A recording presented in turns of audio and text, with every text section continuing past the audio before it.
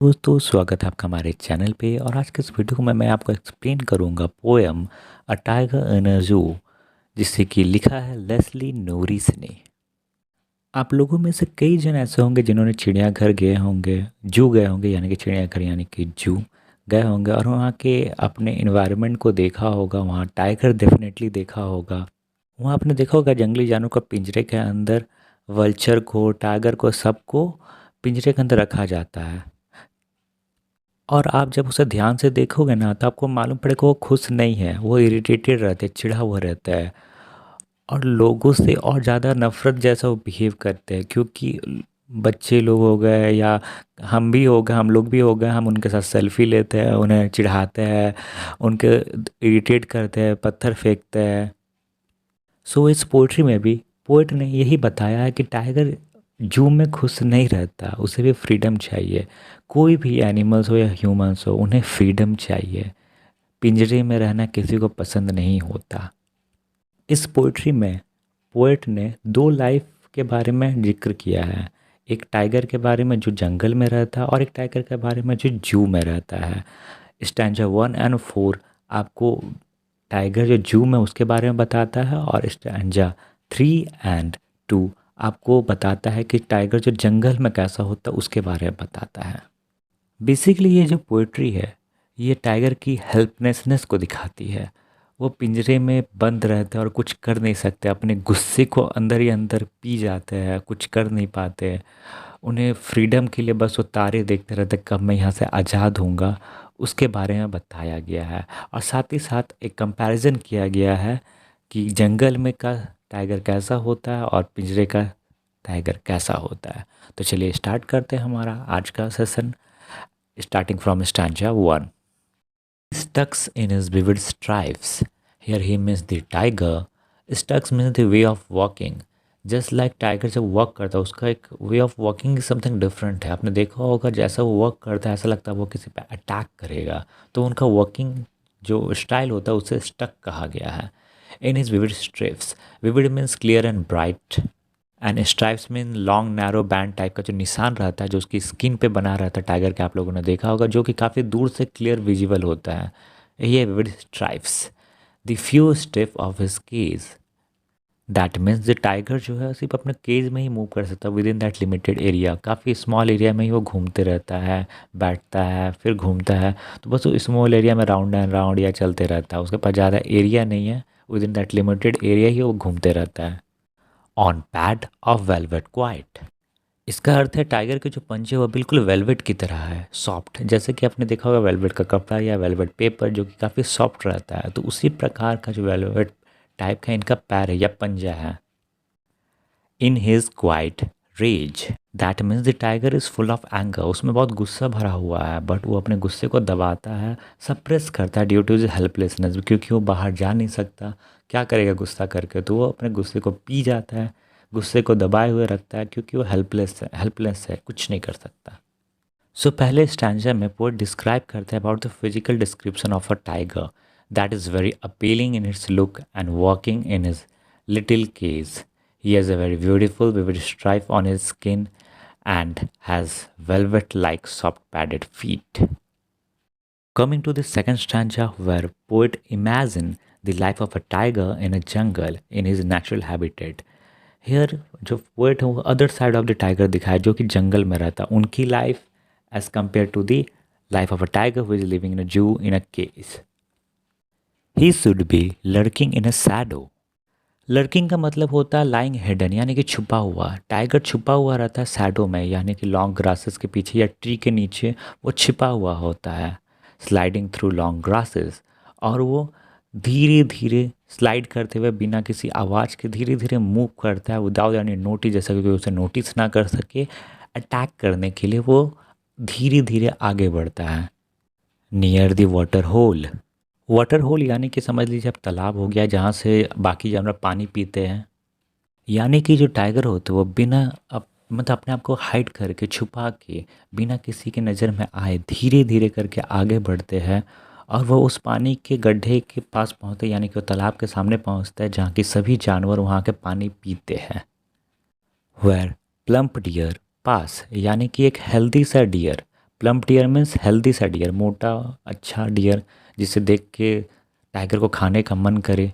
अच्छा खासा देखने में, जैसे भी आप कुछ फ्रूट देखते हो या कुछ अच्छा सब्जी देखते हो जो बहुत अच्छा रहता है, गोल सुंदर अच्छा रहता है, तो आपको मन करता है आपको देख के खाने का और ज़्यादा मन करता है। वैसे ही पल्प डियर मतलब एक हेल्दी सा डियर। और जब टाइगर उस हेल्दी सा डियर को या कोई भी हिरन को, उसके डियर या हिरन आप जानते होंगे मीनिंग सेम है, उस हिरन को देखता है तब वो उस पर हमला करता है अपने भोजन के लिए, अपने मील के लिए, अपने आप अपने पेट को शांत करने के लिए उस हिरन पे वो हमला कर देता है। तीसरे स्टैंजा में पोइट कहते हैं जो टाइगर है, विलेज का टाइगर नहीं मतलब जंगल का टाइगर, जो कि जंगल में रहता है, वो किनारे में, एज मतलब यानी कि किनारे में जहाँ पे गांव बसे हुए हैं, जंगल के किनारे तरफ जहाँ गांव बसे हुए हैं वहाँ आके वो दहाड़ता है। वहाँ के गांव वालों को डराने के लिए, वहाँ के लोगों को डराने के लिए बाघ जो है, ये टाइगर जो है इधर उधर घूमता है और अपने सफ़ेद लंबे दांत और नाखून दिखाता है।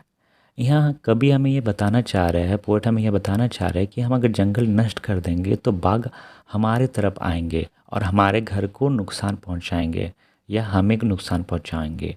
तो हमें किसी भी एनिमल्स के नेचुरल हैबिटेट को डिस्ट्रॉय नहीं करना चाहिए। एट दी जंगल एज यानी कि जंगल के किनारे जो गांव बसे हुए हैं, bearing his white fangs his clause, यानी कि टाइगर के जो वाइट दांत और उसके क्लॉज में जो नाखून है वो आके उसे दिखाता है। टेरराइजिंग द विलेज को आके वो डराता है, अपने होने का एहसास दिलाता है।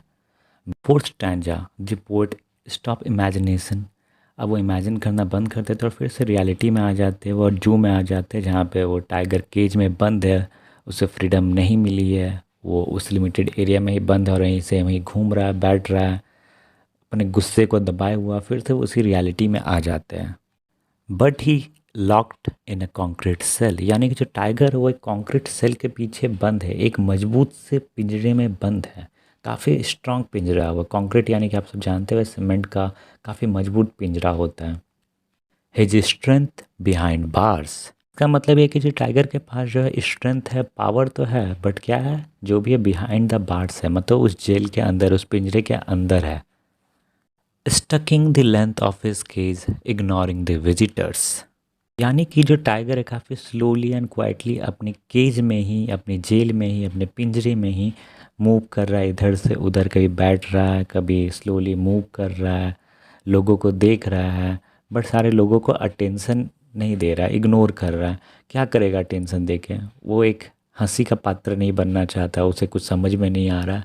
तो सब जितने भी बच्चे आके उन्हें चिढ़ाते हैं या कुछ पत्थर मारते हैं तो जानते हैं वो कुछ कर नहीं सकता, उसको हेल्पलेस है, तो वो सबको इग्नोर कर रहा है, इधर से उधर घूम रहा है इमीडिएटली अपने लिमिटेड एरिया में, गुस्से को अपने गुस्से को खुद पी जा रहा है और शांति से बैठा हुआ है। स्टैंजा में पोएट कहते हैं जो टाइगर जो है रात को सो नहीं पाता, वो एक साउंड सुनता है जो कि पेट्रोलिंग कार का होता है। पेट्रोलिंग कार यानी कि वो होता है जो रात को नज़र रखने के लिए इधर से उधर घूमते हैं ताकि हर चीज़ सिस्टमेटिक वे में है कि नहीं, जांच पड़ताल करने के लिए सब चीज़ ठीक से चल रहा है कि नहीं, उसे जांच पड़ताल करने के लिए। जैसा कि आप रात को देखे होंगे पुलिस की गाड़ी पेट्रोलिंग करती है, जैसा कि शहर में कुछ खराब तत्व ना आ जाए, कुछ लड़ाई झगड़ा ना हो, कुछ अलग चीज़ ना हो रहा हो, तो उसके लिए नज़र रखते हैं। वही होता है पेट्रोलिंग, नज़र रखना। और जो नॉइज़ है पेट्रोलिंग कार की वो डिस्टर्ब करता है टाइगर को, वो अलाउ नहीं करता उसे स्लीप करने को, वो उसकी आवाज़ वो डिस्टर्ब होता है, इसके कारण वो सो नहीं पाता। He keeps staring at the star with his brilliant eyes, और वो क्या करता है अपने पिंजरे से आसमान की ओर तारों को देखता है। He get lost in his thought and wonder that why he has been imprisoned in the cage, वो सोचता है मेरी क्या गलती है कि मुझे जेल में डाल दिया गया, मुझे पिंजरे में डाल दिया गया। वो होप से आसमान की तरफ देखता है कब मुझे आज़ादी मिलेगी, कब मेरा सपना पूरा होगा। जस्ट लाइक आपने भी देखा हो जब हम सैड होते हैं, जब कुछ हमें अच्छा नहीं लगता, हम आसमान की ओर तारों को देखते हैं और सोचते क्या कब हर चीज़ ठीक होगा मेरा, कब मुझे वो रे ऑफ होप मिलेगा कि सब चीज़ ठीक हो जाए, हर चीज़ हमारे लाइफ में बेस्ट हो जाए। तो वही सिमिलरली एनिमल्स हो या हम हो, हमारा विचारधारा सब सेम ही होता है। जब भी हमें दुख तकलीफ होता है हम आसमान की तरफ भगवान को देख के याद करते हैं एंड कहते हैं कब सब कुछ ठीक हो जाएगा। सिमिलरली टाइगर भी वही सोच रहा है आसमान की ओर तारों को देखते हुए, कब हर चीज़ ठीक हो जाएगा, कब मुझे आज़ादी मिलेगी, कब मुझे फ्रीडम मिलेगा। इस पोइट्री के थ्रू पोएट हमें ये कहना चाह रहा है दैट वाइल्ड एनिमल्स का घर, उनका नेचुरल हैबिटेट जंगल होता है, ना कि जू होता है, ना कि उन्हें केज में रखना चाहिए। हम अपने इंटरटेनमेंट के चक्कर में, अपने सेल्फिश रीज़न के चक्कर में उनसे उनका फ्रीडम छीनते हैं, जो कि काफ़ी गलत बात है। जू में हम क्या करते हैं, उन टाइगर को, उस एनिमल्स को चिढ़ाते हैं, उनके साथ फ़ोटो लेते हैं, उन्हें पत्थर फेंकते हैं, उनको देख के मुँह बनाते हैं। आप सेम केस आप सोचिए, अगर आप जेल में बंद है और आपके साथ कोई ऐसा फ़ोटो खींच रहा है, कोई आपको पत्थर मार रहा है, आपको देख के मुंह बना रहा है, तो आपको कैसा लगेगा? ये जो हमारी धरती है, ये धरती सबका है, इक्वल सबका है, टाइगर का और जितने भी बर्ड्स हैं, जितने भी इंसेक्ट है, सबका इक्वल इम्पोर्टेंस है इस अर्थ पे। अगर कोई भी कम होता है तो उसका एक गलत इम्पैक्ट पड़ता है, एडवर्स इफेक्ट पड़ता है हमारे इन्वायरमेंट पे। तो सबका एक इक्वल इम्पोर्टेंस है और सबको फ्रीडम मिलना चाहिए, ना कि इंसान को, सभी का इक्वल फ्रीडम होना चाहिए। सो दोस्तों, ये था हमारा आज का वीडियो। होपफुली आपको ये वीडियो समझ में आया हो। अगर समझ में आया हो तो प्लीज़ इसे लाइक, शेयर एंड सब्सक्राइब जरूर कीजिएगा। Thank you for watching. Keep learning.